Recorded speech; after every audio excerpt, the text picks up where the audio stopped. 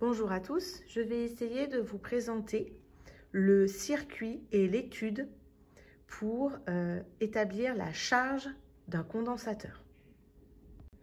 Le matériel utilisé va être un générateur qu'on mettra en continu 6 volts, une résistance de 470 ohms, des fils électriques, un interrupteur qui peut prendre 2 positions et le condensateur ici 2 microfarads. Je vais donc, avec le matériel proposé, construire ce circuit qui permet à la fois de charger le condensateur avec le circuit ou l'interrupteur ici dans la position 1, puisque le condensateur est dans le circuit qui contient le générateur, donc on va le charger. Et on va pouvoir ensuite le décharger quand on fait basculer l'interrupteur sur la position 2.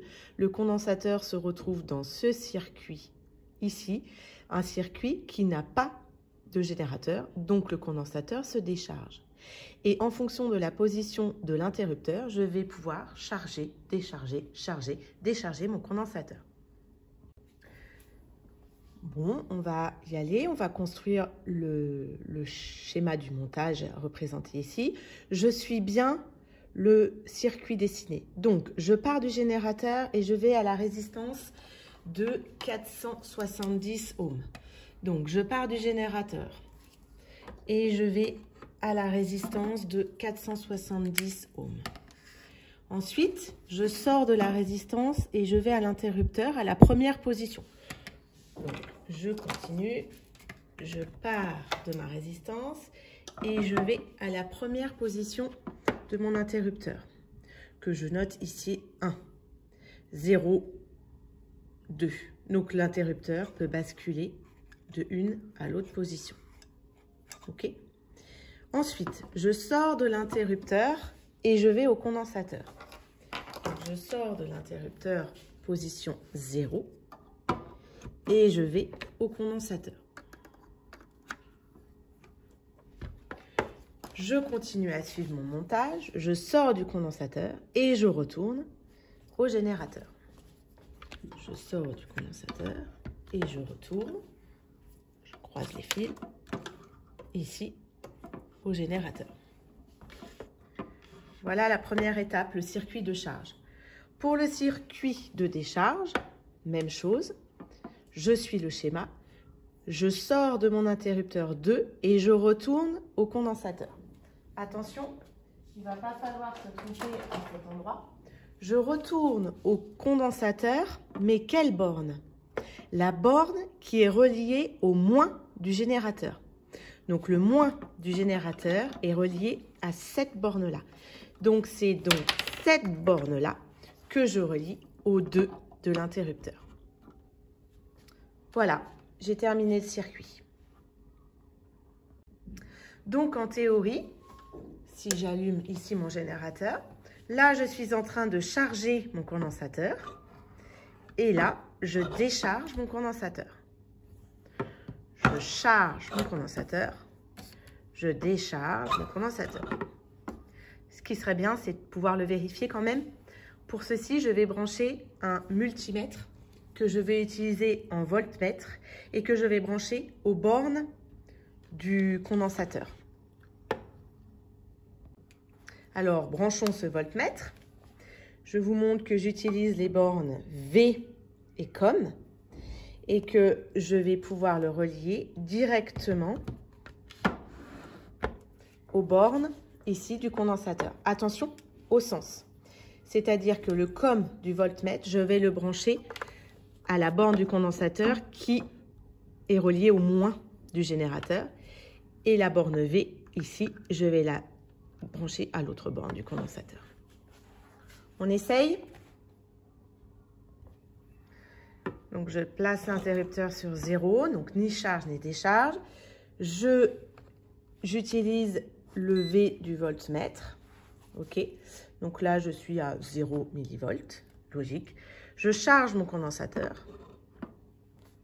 Hop, on arrive à 6,93 volts, qui est en fait rien d'autre que la tension délivrée par le générateur.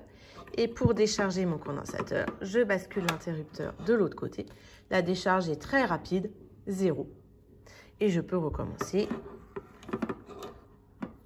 6, 93, je charge et je décharge.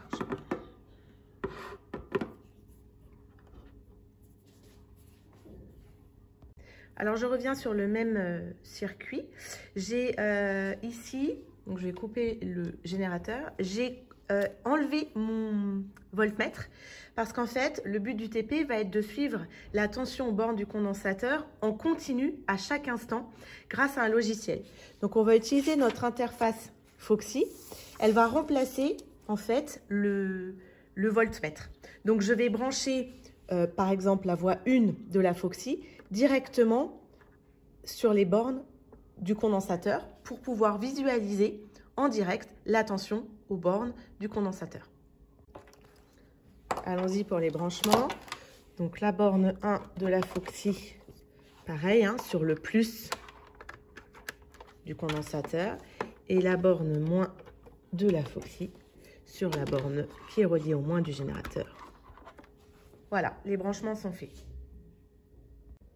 Je vais donc m'intéresser maintenant à l'interface qui permet de visualiser la tension aux bornes du condensateur en continu. Je vais faire les réglages de cette interface et je vais essayer de vous montrer qu'on peut visualiser la charge et la décharge. Donc, je prends la voie 1 en ordonnée puisque j'avais branché sur la voie 1 mon condensateur. Je vais prendre le temps en abscisse. Alors pour les réglages sur le logiciel, on vous indique de mettre une durée d'acquisition de 10 millisecondes, 501 points.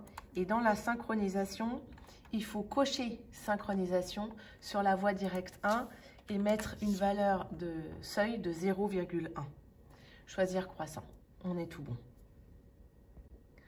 Pour l'ordonnée, c'est-à-dire la tension borne du condensateur, je vais choisir le calibre plus 15 volts. Pour la grandeur, j'ai bien U en volts. Elle va pas être négative, donc je choisis comme valeur minimum 0 et comme valeur max 10.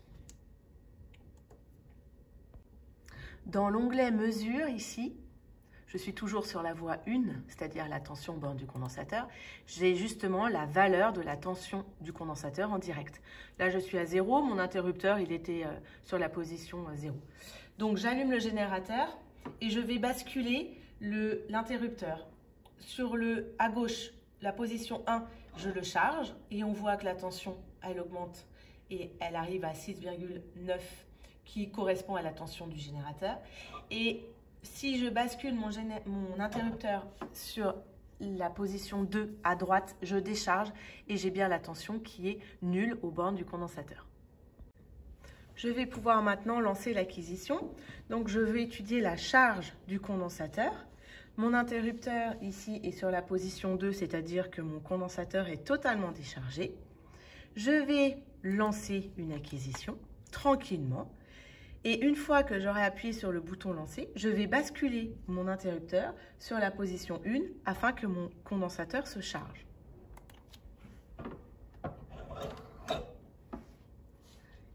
Voilà, et j'ai bien la tension UC aux bornes du condensateur qui augmente et qui atteint ici un palier qui correspond au 6,91 qu'on avait mesuré, c'est-à-dire la tension du générateur. Je vais pouvoir maintenant modéliser cette courbe. Donc, je suis les instructions. J'appuie sur affichage, puis modélisation. Je choisis la courbe à modéliser. Ici, j'en ai qu'une possible, c'est U. Je choisis le modèle. Donc, il s'agit d'une exponentielle croissante. Et voilà les valeurs du modèle. En appuyant sur modéliser. Donc, le modèle choisi est A fois 1 moins exponentielle de moins t sur taux. On a A qui vaut 6,91 et taux qui vaut 943 fois 10 moins 6 secondes.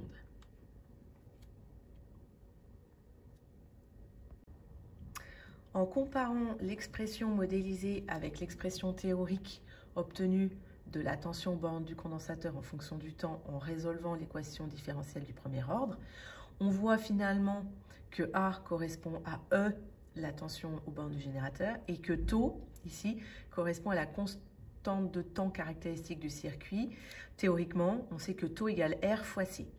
Avec un R de 470 ohms et un C de 2 microfarads, si je calcule R fois C, j'obtiens 9,4 fois 10 moins 4 secondes, ce qui correspond exactement à 943 fois 10 puissance moins 6 secondes. La valeur du taux est donc expérimentale est donc identique à la variable, à la constante de temps taux du circuit théorique.